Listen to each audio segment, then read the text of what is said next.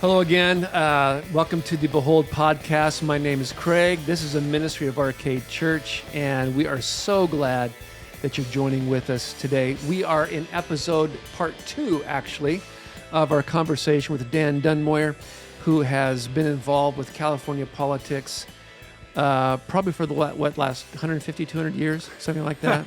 We're pretty close to it. I'm younger than you, Craig. That's right, I forgot.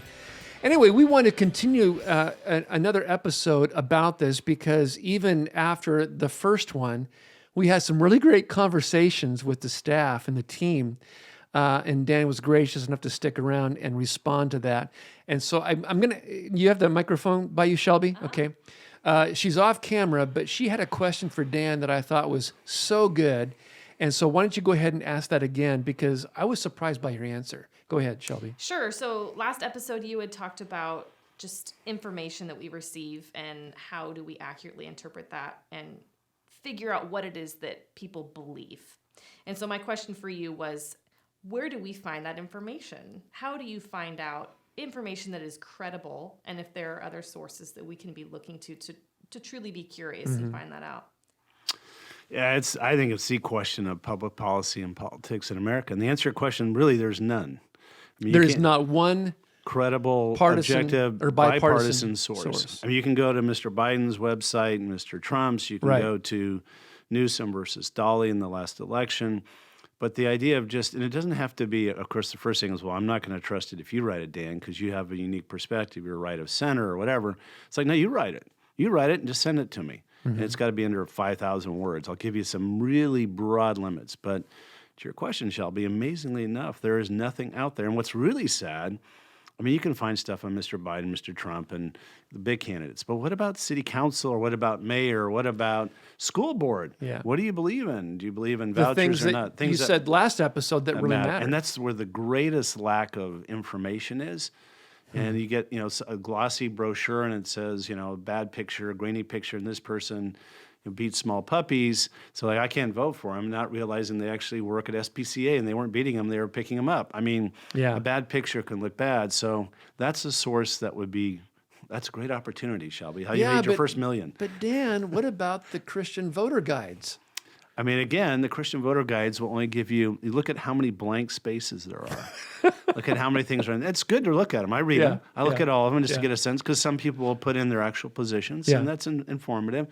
But oftentimes, half the candidates, usually the ones that the Christians don't necessarily agree with, I'm not even going to respond, because this is controlled by a group I don't agree with. So find a group that doesn't take a position, says, you take the position, I'll print it for you, and put it in. So we do lack in as much information. We're bombarded, as I mentioned, with all the social media, but the reality of it is it's very, very truncated.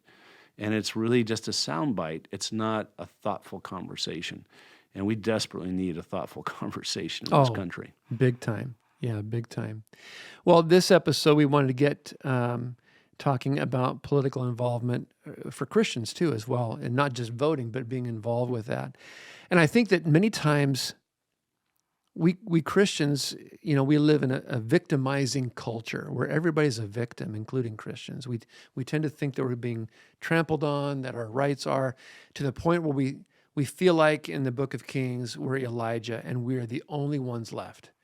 And that I get why we would feel that way, especially in California. But then God comes and says, hey, better check again. I've got 7,000 others hiding in a cave that have not bowed the knee to Baal. And so you're not alone with that.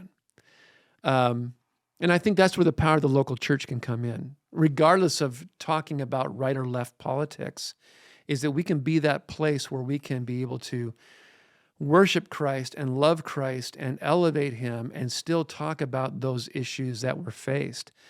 But what do we say to the person? What would you, for example, say to a young man or young woman in college that may have been a younger version of Dan Dunmoyer at USC so long ago, and you had these aspirations of being involved in politics? What would you say to that person if they came to you and said, I'm thinking about a political career, do I or do I not, because I'm a Christian? What would you say to them? I mean, I've had those conversations with some of our members and their members' daughters you and probably sons. wrestled with that yourself personally, didn't you? A little No bit? question, yeah. And I originally, back when I was in Hemet High School and USC, I'd planned to run for the White House. I mean, that was my ambition. Yeah. Found there was other ways for me to get involved, and having a family was more important than electoral politics. Yeah. But I urge Christians to get into electoral politics. I mean, keep in mind the two greatest political leaders, I believe, in the Bible, if you look at our Daniel and Joseph, the most sophisticated of all political leaders of their day. Not like somebody like me that only worked at a gubernatorial level, but somebody who worked at the kingdoms of the world. Mm-hmm. And they did so with Pharaoh effectively, and at that time, the ruler of the greater world for Daniel. Mm-hmm. And not only did they involved in politics, they were at the highest level. They were the prime minister. They had the signet ring of the king or the Pharaoh. They determined how everything operated, and they worked for men that were diametrically opposed to the God of Israel. And they did so effectively, powerfully. Without compromising. Without compromising anything, not even with the food they ate. I mean, if somebody gives me a fat steak, I'm going to eat it. But Daniel wouldn't. And I mean, the reality of the fact is he took it to the ultimate level of living his life. Yeah. And, praying, knowing that he was being set up by these wicked advisors of the king, he lived his life flawlessly to the point, of being thrown into the lion's den. We learned that, we were 6 years old and had our flannel graphs. Nobody else knows what those are. But anyways. Hey, for the do any of you guys know what flannel graphs are? 100%. You, Chad, Ben? Oh, man. So Veggie Tales is kind of the modern era. Yeah, right. But in that whole dynamic, you have, that simple story, but a profound political leader in the kingdom of the day, bigger than the United States, closer to the size of England in its heyday. Yeah, these were global, at that time, global empires. leaders, yeah. And they both lived godly men. Interestingly enough, I mean, David had his sins, and I know that Daniel and Joseph sinned, but there's not a lot of talk about their sins in the Bible. They really were amazingly godly men. And of course, you have Deborah. It's not very gender specific. Who the men were so respectful of her, they wouldn't go into battle. They wouldn't go into battle without her leading it. Yeah. And so you have women also in very prominent leadership positions. Kind of the modern day Wonder Woman who steps forward, but leads both in truth of communication, as in she was the judge, but she was also a military leader and a political leader, and did so in a way that men followed her because of her godly lifestyle. So, I mean, you have great examples in the Bible of people who stepped up within the kingdom of Israel, but outside the kingdom, during times of despotic overruling by wicked pharaohs and wicked kings, literally advising the king, you're about ready to get your kingdom lost the next day, and written on the wall by the hand of God, and giving great information and great counsel to the king to say, your kingdom's over, and God told me to tell you that. So powerful things, powerful examples. So to your underlying question, do get involved. As crazy as American politics is, it's not the same as working for Pharaoh. And you should participate. You should give people an alternative to vote for somebody who is character-filled, God-fearing, hardworking, and desirous to make the city, the county, the state, the nation they wish to run for a better place. Well, and two, as you mentioned, with Deborah and Joseph and Daniel, these all three ruled in the face of oppression. In the case of Joseph and Daniel, they weren't in their own home country. Joseph was brought there as a slave. Daniel was brought there as a slave. Different periods of history, but that is so significant to where we are living now. In fact, Tom Norris, one of our pastors here at Arcade Church, he is making the observation in one of our staff meetings a couple of weeks ago, that our state is in a situation right now where we are being positioned to see God do something. What that looks like, I have no idea. But when you see the hand of God move in wonderful and miraculous ways, it is almost always when it seems as if we're at rock bottom. I think we have a ways to go before we're at rock bottom, but I love that sense of hope. And that's what motivates me to stay in California is I want to have a front row seat to that. of whatever that looks like, whether it be locally or statewide or federal or global. What do you think in the sense of that when a person is coming to you and talking about political involvement, and they're lamenting about the fact that so much of the policies in our state are contrary to the gospel of Christ or to the church itself? How would you advise them to be involved with that then? Well, again, you can be involved by participating first in voting. I mean, Yeah. are you even registered to vote? You move, you forget to register. Now it's pretty easy because everybody gets their mail-in ballots and mail-in registration. When you get your DMV renewal, you have to, well, they ask you to register. So first of all, do that first step. I mean, second, it is very frustrating. Some of these policies are so anti-biblical, and they really don't make any common sense, even in a secular world. But it is, part of it is because people don't speak out. They do get the sense of dread.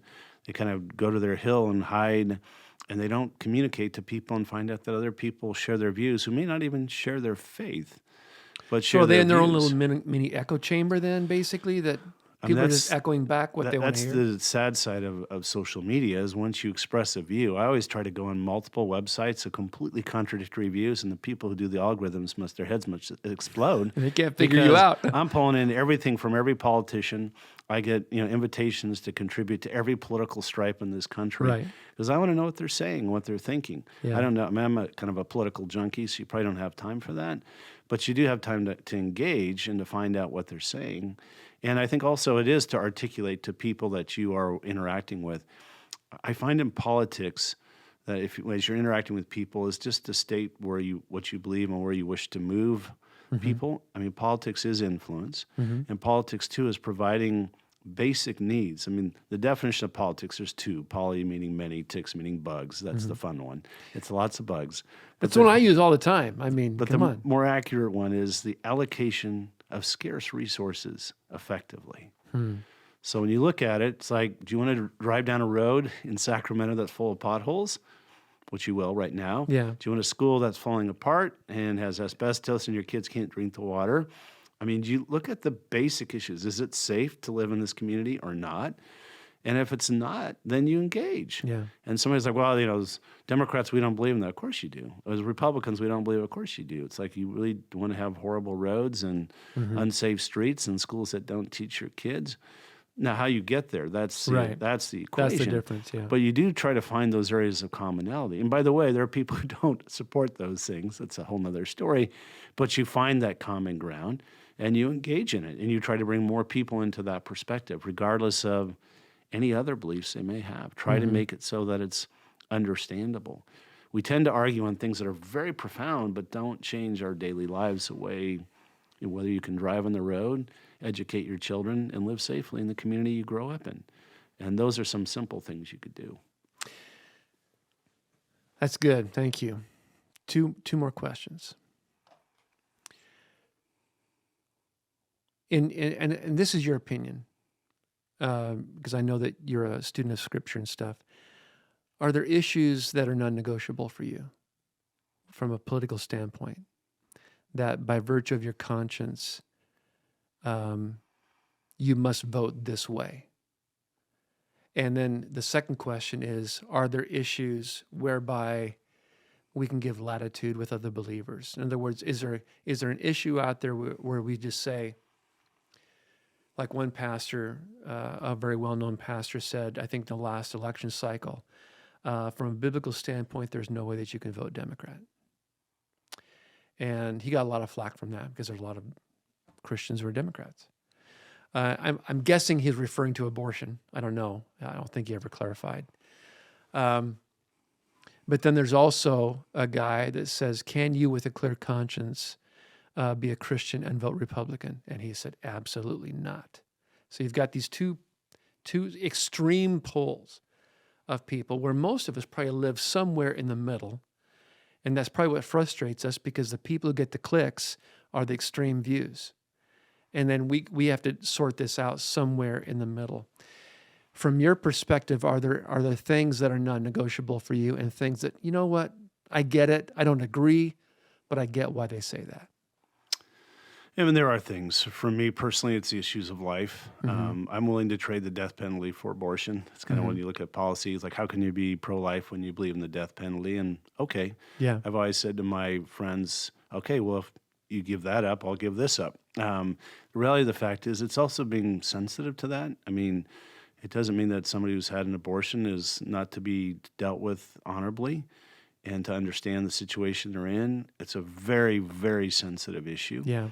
And I think a lot of it is the love you bring. If a Yeah. woman comes to you and she's pregnant and wants to have an abortion, you're going to love her through her decision. Yeah. I mean, she has a right in this state to make a decision. So, I mean, for us, I mean, for me personally, I look at those issues. But We I don't look, give her the stiff arm and say, well, that's not love. no, it's not. And so the situation, I mean, Christ dealt with people who were involved in things that were unacceptable to the day, but he did so in love.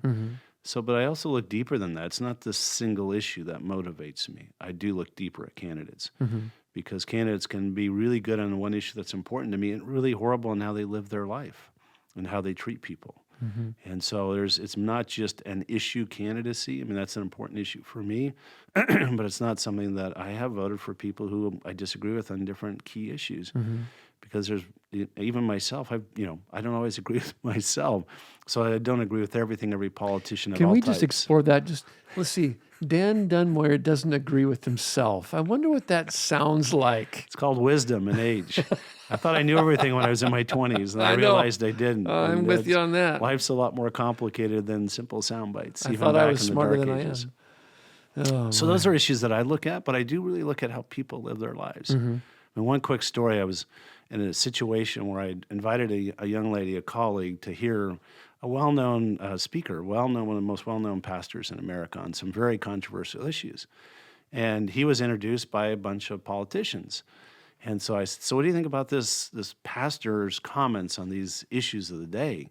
She says, well, this is all these Christians here talking about how to live their lives. And I said, yes. I mean, was this helpful? Did you find this profound? She says, the three men who introduced this famous pastor, they've all hit on me.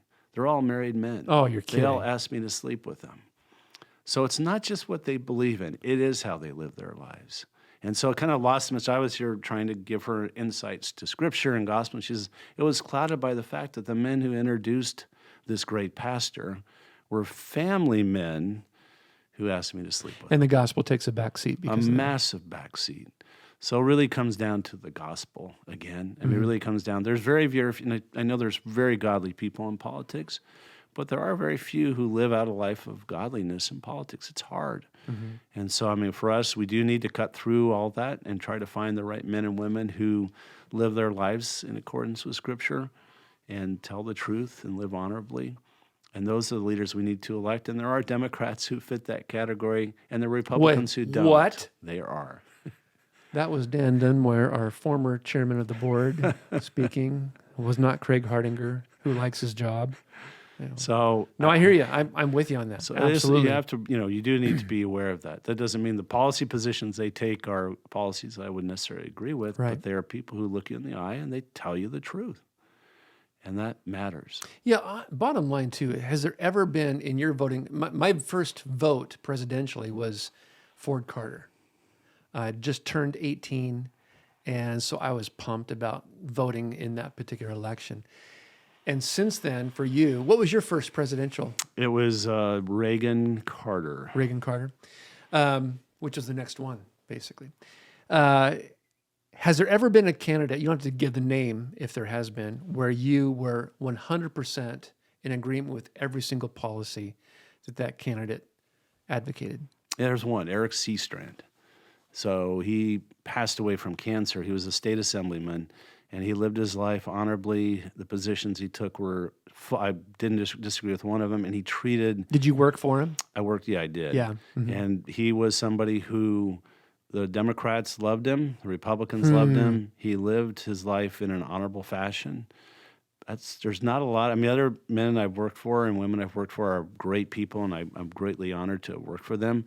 But there are issues I didn't agree with them on. Right, yeah. And so, I mean, Governor Schwarzenegger had some great positions on policy that I fully agreed with. He always wanted to make this a better state, but he took positions on issues that I didn't agree with.